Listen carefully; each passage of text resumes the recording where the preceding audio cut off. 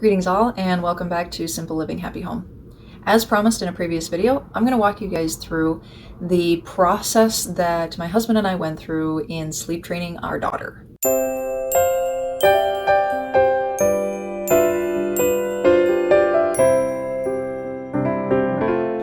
As a first-time parent, but a 14th time aunt, I didn't really realize how much I wasn't involved with certain aspects of my nieces and nephews growing up until we had our daughter. One of the first big things that we had to go through was sleep and sleep training. Now, my daughter is a great sleeper. She goes to bed at 7 o'clock, she puts herself to sleep, and she doesn't usually wake up at all until about 6:30, 7 o'clock in the morning when we have to get up and get ready for the day. But she wasn't always such a great sleeper. The first few months of her life were the most sleep-deprived and miserable months of my life. So our bedtime before we sleep trained her used to take about 30 minutes just to get her ready for bed. And then it usually took about 45 to 60 minutes to actually get her to go to sleep. After putting her down, usually within about a half an hour, 45 minutes, she would lose the pacifier, she would wake up, she'd be crying, and we would have to go in and start that whole process all over again. That's what we had to do night after night after night.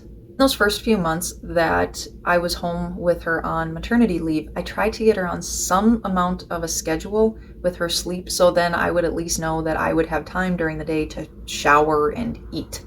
Now, trying to do the sleep routine then didn't really work very well, but I did do a lot of research into sleep training, and I ran across a gal named Natalie Willis. She owns the Baby Sleep Trainer website and YouTube channel, and she provided enough information from everything on her YouTube channel and on her website for my husband and I to really kind of plan out and understand what we needed to do in order to sleep train our daughter.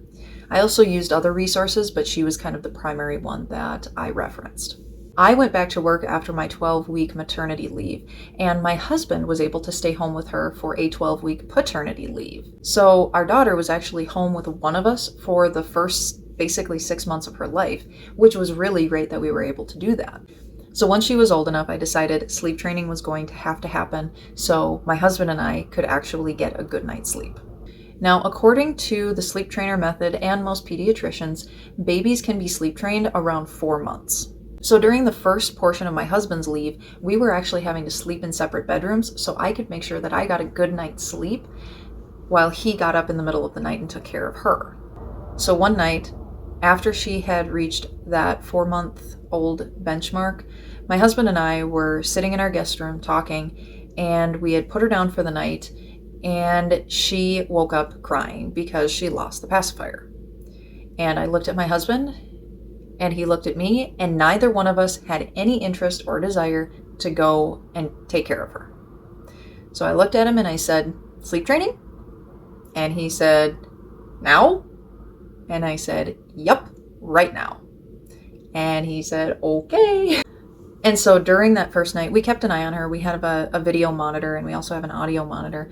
And so we kept an eye on her and made sure that she was safe and everything. But we let her cry. We let her figure out how to go to sleep without the pacifier. And it took her quite a while, but eventually she did settle down and probably just wore herself out and fell back asleep on her own. Shortly after we started sleep training, she completely eliminated waking up in the middle of the night. She didn't even really have to try to figure out how to put herself back to sleep. She just didn't wake up anymore during the night. So now at 19 months old, our bedtime routine is we pick her up, we turn off her bedroom light, close the door, turn on her sound machine, stand with her next to the crib for maybe a minute until she decides she's ready to lay down. We lay her down in the crib, she's still awake, we leave the room, and she falls asleep usually about 10 to 15 minutes later. So she goes to bed at 7 p.m. Myself and my husband have from 7 p.m. to whenever we go to bed for ourselves to do whatever we need to or want to do. It's wonderful. Some of the things that I learned doing that process and going through some sleep regressions that have really helped has been consistency. Whether it's mom, dad, grandma, aunt, uncle, cousin, babysitter, doesn't matter. Everybody needs to follow the same routine and the same rules. Number 2 is the sound machine.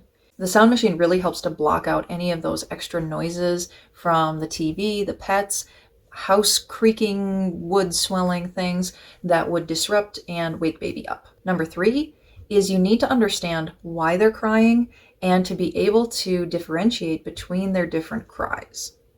For anybody who's spent a decent amount of time around one particular baby, you know that there is a different cry for when they're hungry versus tired versus scared.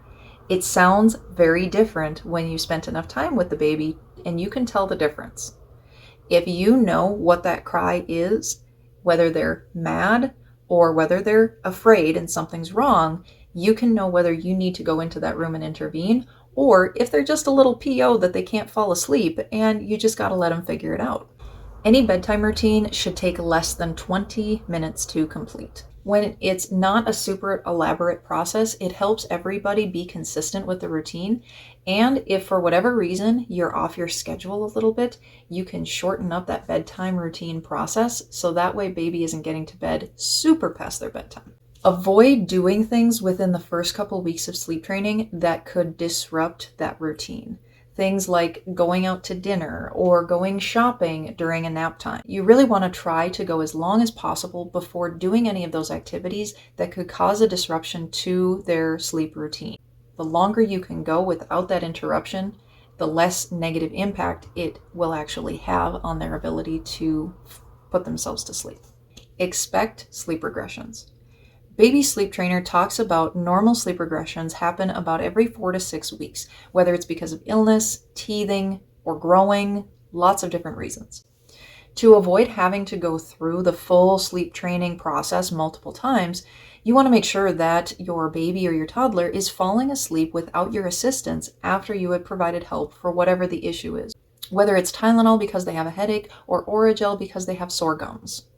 You want to make sure that baby is putting themselves to sleep after you've helped with those things, so then they know that you still expect them to put themselves to sleep again, even when they're feeling better. And the final tip is to keep the room as dark as possible. No night lights, no nothing. We actually use blackout window clings in our daughter's window to make it as pitch black dark as possible, even in the middle of the day. Well, that was our journey with sleep training and some of the things that I've learned along the way that have really helped maintain the sleep training and make our lives so much easier with our daughter being able to put herself to sleep. If you're considering doing sleep training, I would definitely recommend that you do plenty of research and find the method that's going to work best for you and your child. Make sure you talk to your pediatrician and let them know what you're going to do so they can make sure to give you any recommendations or pointers to make sure that baby is safe and healthy during the process.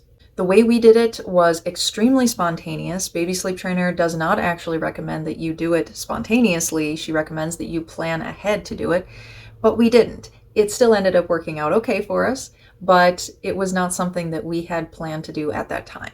But that doesn't work for everybody. So make sure that you are doing your research ahead of time to know what to expect and know how you're going to handle particular issues or instances that may come up during the sleep training process. I can say without a doubt that I am extremely thankful that we sleep trained our daughter, and I would not go back a single minute. Not only is it helpful for my husband and I to be able to have consistent time for ourselves to get things done, but because my daughter is able to put herself to sleep and stay asleep longer, she gets better sleep.